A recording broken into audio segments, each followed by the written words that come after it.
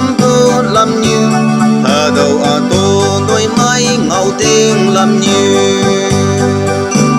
ta lan mong chẳng mẹ ha tao chín thế ngô na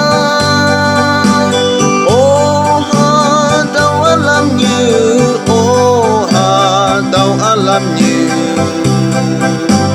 hà đầu à tô đôi mái ngầu tiếng lâm như ta đến chung sẽ hết vô ba làm như nên nè ô bu e cơm là ba làm như à đâu anh năng ôm chàng mẹ kén tiếng nghe ăn ya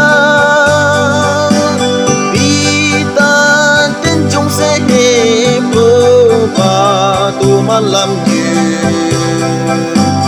nên nè ô bu e cơm là ba làm như sang hạ sầu si cây e tay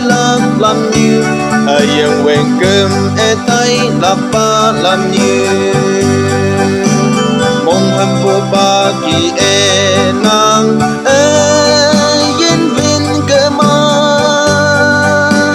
ô ha đâu ăn làm như ô ha đâu ăn làm như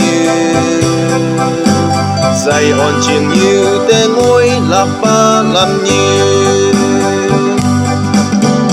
mẹ phi yên vô yên nàng lăng nuôi cả tô sang hạ sầu si vô yên nàng lạc cả tô đêm man bu hai ba lan e say chim chim cả tô ô ha đâu a say ô